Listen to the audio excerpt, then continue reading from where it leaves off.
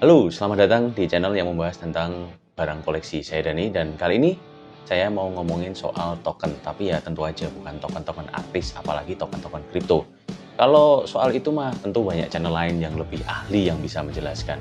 Hari ini saya mau membicarakan soal token, tapi dari sudut pandang numismatik. Jadi token itu sebenarnya bukan hal yang baru, sudah lama banget ya ada. Kayak kalau misalnya dulu kita ke time zone, kita kan dulu nerimanya koin ya. Nah, koin khusus yang ada di time zone itu namanya juga token. Jauh sebelum itu, ketika zaman penjajahan, kita punya perkebunan-perkebunan yang sistem pembayarannya itu juga menggunakan token. Nah, token itu apa sih kalau dilihat dari sudut pandang numismatik? Kok bisa ya token tapi pembahasannya masuk ke dalam pembahasan numismatik? Lalu apa aja token-token yang ada di Indonesia? Ya, simak video ini sampai habis. Sebelum kita ngobrol lebih jauh, bagi teman-teman yang memiliki token-token yang akan saya bicarakan dan berminat menjualnya, di kolom deskripsi sudah saya tulis kontak saya, bisa hubungi saya di situ. Kirimkan aja fotonya dan harga penawarannya. Semoga cocok harga, cocok kondisi, sehingga bisa makin memperkaya khazanah numismatik Indonesia. Nggak cuma token aja sih, tapi apapun yang berhubungan dengan token. Misalnya bisa aja cerita, atau surat bukti pembayaran, surat hutang, lalu ada kontrak kerja, foto, apapun deh. Pokoknya yang berhubungan dengan token. Yuk, lanjut lagi. Jadi, secara definisi, token itu adalah benda serupa koin yang dipakai sebagai alat pembayaran di area tertentu dan dikeluarkan oleh otoritas tertentu. Area tertentu ini bayangin aja kayak misalnya ya time zone tadi ya. Di situ kan ada benda yang seperti koin yang cuman berlaku di time zone. Nah, itulah yang disebut dengan token. Token itu kalau di numismatik masuknya kategori exonumia. Jadi exonumia itu singkatnya adalah benda koleksi yang berfungsi seperti uang tapi bukan uang yang resmi beredar. Salah satu contohnya ya token ini. Ada juga kayak medali, itu juga bisa dijadikan sebagai uang. Menurut sejarahnya, token itu sudah ada sejak Kekaisaran Roma loh. Bentuknya pun macam-macam, bahkan bahannya itu bisa dari tembaga, kuningan, timah, bahkan kulit. Penyebab munculnya token. Token biasanya berkembang karena suplai uang resmi dari pemerintah itu tidak mencukupi. Bisa juga karena ada satu daerah yang sulit dijangkau untuk mengedarkan uang yang resmi. Kemudian ada perusahaan atau organisasi tertentu yang bertindak sebagai bank lokal. Perusahaan inilah yang menentukan desain token sekaligus nilainya. Nah, kondisi keuangan pemerintah kayak inflasi itu juga bisa memunculkan token. Seperti contohnya token telepon. Token telepon ini dulu menjamurnya di negara-negara seperti Eropa, Israel, dan Jepang. Jadi dulu kan masih zaman tuh, telepon yang dimasukin koin dulu baru bisa dipakai. Nah, karena inflasi dibuatlah token yang khusus dipakai untuk membayar telepon. Inflasi itu kan membuat negara sering membuat uang baru. Daripada slot teleponnya diganti terus, mending bikin token yang khusus dipakai untuk bayar telepon ini. Karena bentuknya standar dan ada nilainya juga, beberapa jenis token telepon ini akhirnya juga sempat dipakai sebagai mata uang. Jenis-jenis token. Berdasarkan fungsinya, token yang pernah dan sedang beredar itu ada beberapa macam. Yang pertama adalah currency token. Currency token itu adalah token yang fungsinya sebagai pengganti uang. Contohnya ya seperti yang sudah disebutkan di awal tadi. Hanya saja currency token ini berlaku di area yang lebih sempit dan bahan yang dipakai biasanya lebih murah dibandingkan uang resmi yang dikeluarkan pemerintah. Contoh lain lagi soal currency token ini adalah Strachan & Co. Trade Tokens yang beredar di daerah East Griqualand pada tahun 1874. Jadi token ini dibuat karena pada waktu itu daerah tersebut sangat terisolasi sehingga membuat sebuah perusahaan bernama Strachan & Co. menciptakan uang yang khusus berlaku di daerah tersebut. Nah, token yang dibuat ini kemudian disahkan oleh pemerintah Griqua namanya dan resmi berlaku dari tahun 1874 sampai 1932. Yang kedua, ada yang masuk jenis trade tokens. Buat jelasin ini, saya harus cerita sejarahnya dulu. Jadi, di abad pertengahan, uang itu biasanya terbuat dari emas.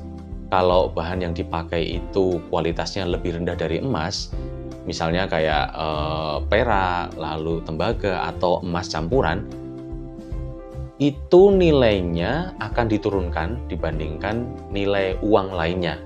Nah, untuk melindungi nilai uangnya ini, dulu biasanya uang itu dicetak langsung oleh pemerintah.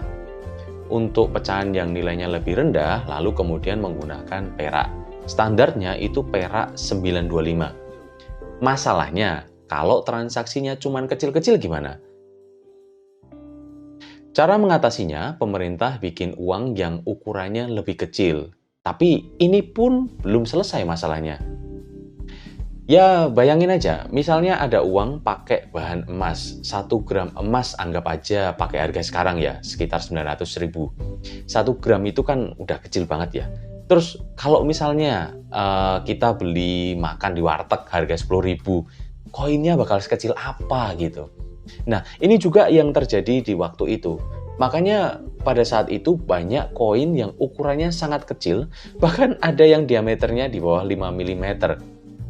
Ini kalau ukurannya udah sekecil itu, ya selain bikinnya susah, gampang hilang juga, jadinya nggak praktis secara penggunaannya. Maka untuk mengatasi ini dibuatlah token yang berlaku di antara pedagang-pedagang kecil. Token-token ini nilainya beda sama nilai intrinsiknya dan terkadang hanya berlaku di toko penerbit token. Makanya trade token ini kadang juga disebut dengan barter token. Trade token ini paling banyak jenisnya karena memang pada zaman dulu banyak banget jenis toko yang menerbitkan token. Mulai dari toko eceran, toko grosir, toko daging, bar, lokalisasi, tukang cukur, sampai apotek. Tahun 1870 sampai 1920 adalah era keemasan token di Amerika karena merebaknya toko-toko kecil di pedesaan. Token-token itu ada juga yang digunakan sebagai media promosi toko sama ngasih bonus-bonus lah ke konsumen.